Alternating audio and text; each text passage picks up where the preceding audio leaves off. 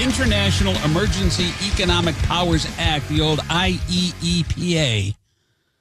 Boring but important. It's normally reserved for national security crises to impose widespread tariffs. And, of course, this has led a constitutional showdown afire. Some $90 billion has been collected under the tariffs under Trump and China. Of course, they're easing their measures. So in that case, it looks like it might be working. But it's before the Supreme Court as we speak, and it could reshape how future presidents are able to use that power. On the show this morning, Kyle Moran, he's a political analyst and at Young Voices. He's a senior contributor there. Welcome. How are you? I'm good. Thank you for having me. Yeah, appreciate it. So the big issue here, as we debate tariffs and if they're effective or not, is that the president invoked the Powers Act designed for a national security crisis like wars or terrorism or seizing assets, things like that, to impose trade tariffs on China. Is this a misuse of emergency powers? Because that's what the high court is going to decide here. Yeah, it basically is guaranteed to be some sort of abuse of overreach in terms of the emergency powers granted to him through that act. Because from day one, when he rolled these out, he was already exempting very specific industries that are economically important because he knows the impact the tariffs would have on those would be detrimental to the United States. But critically, this shows that it's not based on national security. When he's exempting copper, pharmaceuticals, semiconductors, all these other types of materials from the tariffs, then what is he even tariffing? A lot of it is a lot less important goods that we're importing. So therefore, it's not based on national security, which he himself has sort of admitted at various times. He has gone on record as saying it's going to be used to pay down the national debt, to do these stimulus checks, as a source of revenue rather than as a national security concern.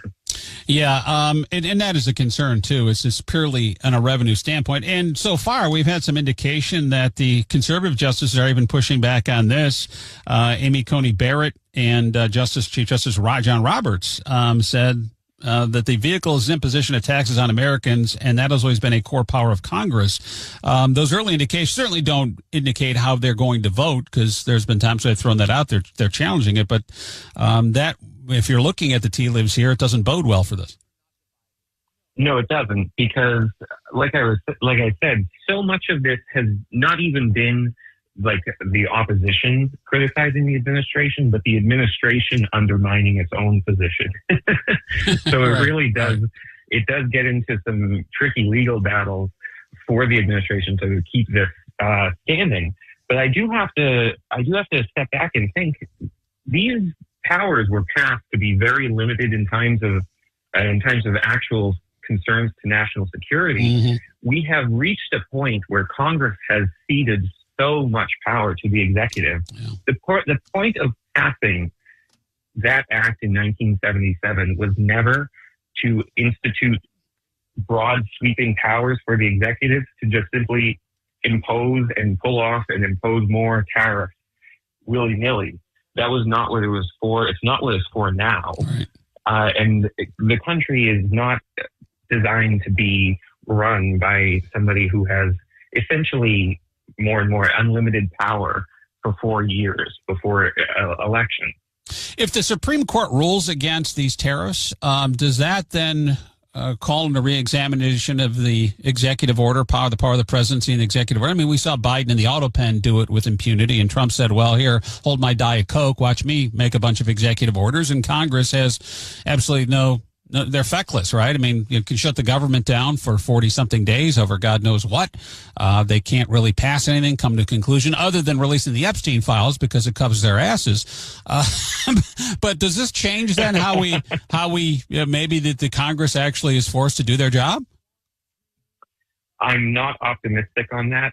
It will limit the executive in terms of being able to do this on again, off again charade, which has reached incredible levels where it's literally back in April and May, it was every day. Mm-hmm. You would open the news, new tariff, and then one of those tariffs was canceled, and then the next day, more tariffs. So that type of stuff would be much harder for the future executives. But to your point about Biden with the auto pen and all these things, Congress has essentially ceded, like I said, so much of its own power to the executive on a broad range of issues. The Supreme Court doesn't have the ability to step in and say, Congress needs to do this. Right. It can say that the president doesn't have the ability himself to do it, but it can't make Congress do its job. And certainly, as we have seen, Congress can't make Congress do its own job. So we are in a unfortunate position there. And I'm not confident that we'll see much of an improvement. Yeah. Well, I think I'm hoping anyway, Kyle Moran, that if the Supreme Court rules against him with tariffs, which we'll get into the repercussions of that in a second, but on a bigger scale, and that is limiting executive office powers and executive branch powers, that there's a roadblock there. And the other one is going to be Venezuela at some point. I'd imagine, that's going to come to some sort of fruition here because we're blowing up ships off the coast of Venezuela, which, they're allegedly drug runners, but we've had numerous studies and the like that have been done that says, well, Venezuela is not a drug problem, maybe Mexico, and now he's considering other countries. So you could kind of maybe put a couple pillars up there, maybe a couple speed bumps for these guys to branch down the line. We'll see what happens. But relative to the $90 billion collected, that is another big problem there. Of course, the money's coming back in, but would there be a refund, and how would that even work? That is an excellent question, because this is something on this scale that's never been attempted before. So if these are struck down, there would have to be refunds, but depending on when this actually happens, depending on if the government has spent this money, Trump is already eyeing using those funds for these $2,000 stimulus checks, which wouldn't even be enough to cover those, by the way. But it would create a very unprecedented situation. We would have to see exactly how this plays out. But to answer your question, yes, they would have to be refunded. Well, and the other element here is if we have a $38 trillion deficit, why are we handing out $2,000 checks? Exactly, which is part of the issue here. Again, we saw the impact back under the Biden administration's incredibly big spending and money printing in 2021, which drove inflation up to 9%. Yeah.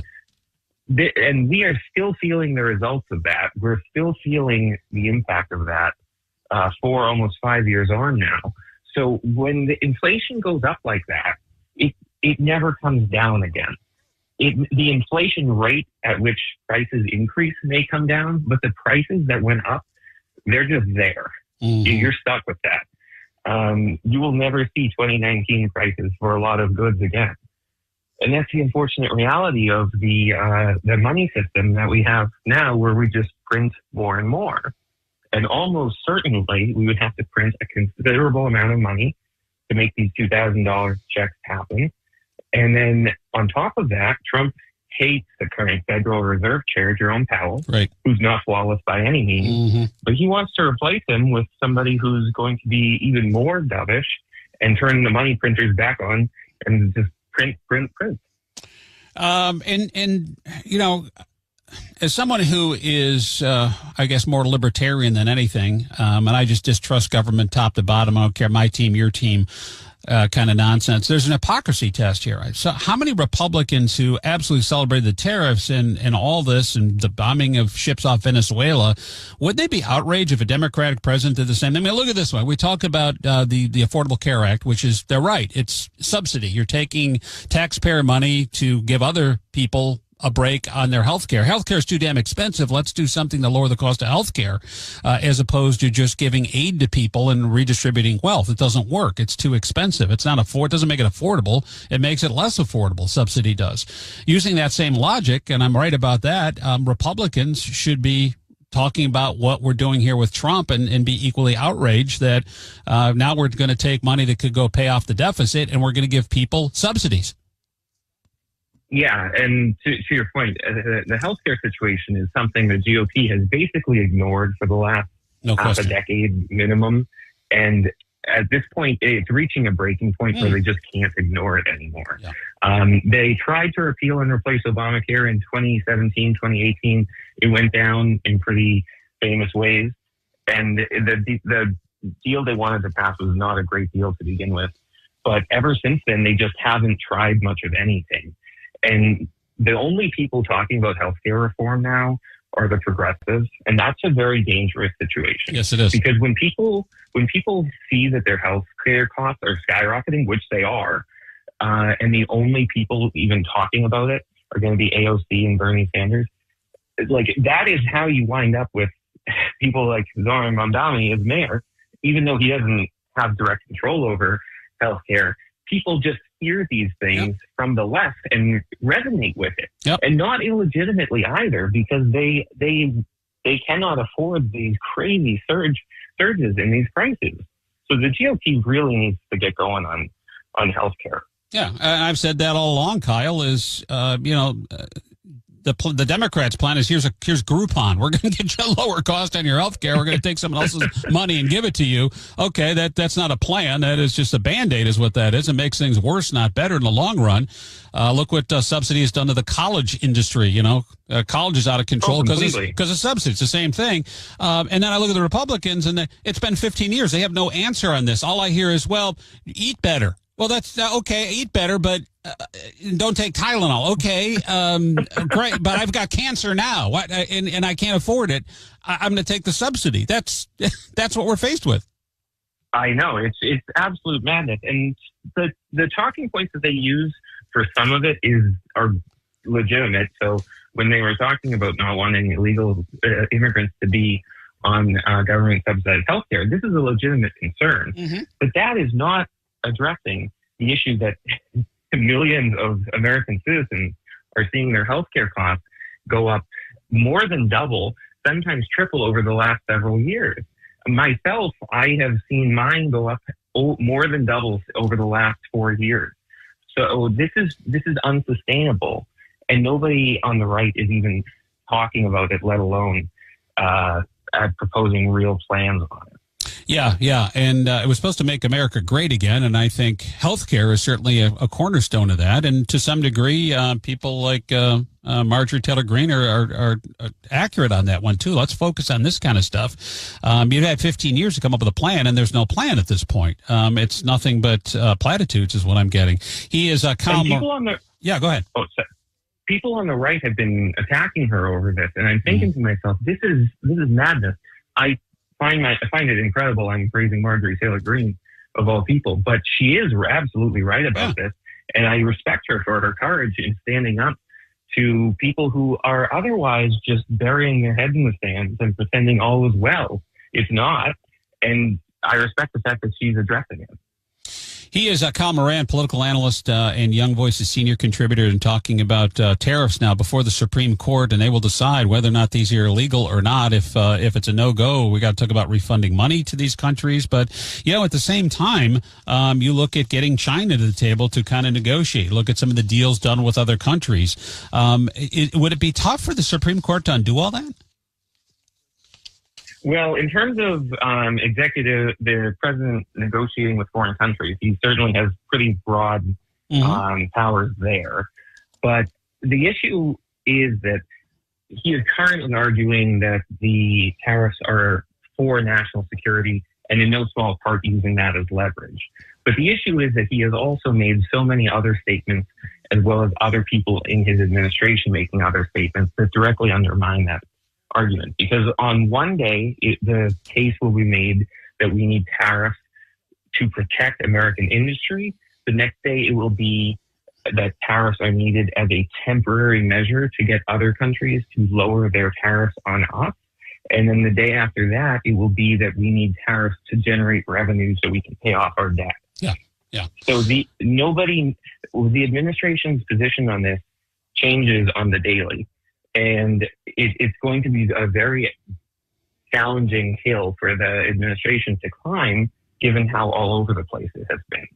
Yeah, it's almost like corporate America in a way is that, we live quarter to quarter. We don't care about tomorrow. We just care about the bottom line today. And we may cut our nose off to spite our face, but damn it, we got to do that right now. And it's now that's permeated to politics to a degree, if you think about it, is if this is allowed, You want, and Republicans will celebrate this big win by the Supreme Court, and the tariffs can stand. The president can do that. Okay, great, but I wonder if the same people will be yelling and angry about this in the future, next year or 5 years or 8, whenever, and at some point a Democrat will be back in charge. And maybe they go, hey, you know what? Climate change is an economic emergency. We're going to impose carbon tariffs. Exactly, and that's why this whole system was set up not to be the way we're currently experiencing it. Because if you have a country in which you have radical changes of national policy every 4 years, you're going to go through these wild whiplashes of moving to the right for one administration, moving to the left on the other administration. And this will happen to some extent, no matter what the system is, because the executive does have some power. Yes. But it was never designed to be this wild swing between Biden comes into office, and because he's president, he can do all of these far left things and open the border, and at least 10 million illegal immigrants, which nobody voted for. Nobody voted in 2020 to open the border and let 10 million people into the country. That was not part of the campaign. It just happened with no input from the American electorate. But despite widespread opposition to it, it just continued for 3.5 years before he even really tried to address it. Then Trump comes in, nobody voted. I do not seriously believe that anyone really voted for such high tariffs on other countries. People he did talk about it during the campaign, to his credit on that, but I really don't think that this was much of a huge point that people ended up voting on. So these massive swings are just detrimental to the stability of our country. Yeah, there are checks and balances, and we need them. And this definitely will decide as a huge case before the court. He is a Kyle Moran with the Young Voices.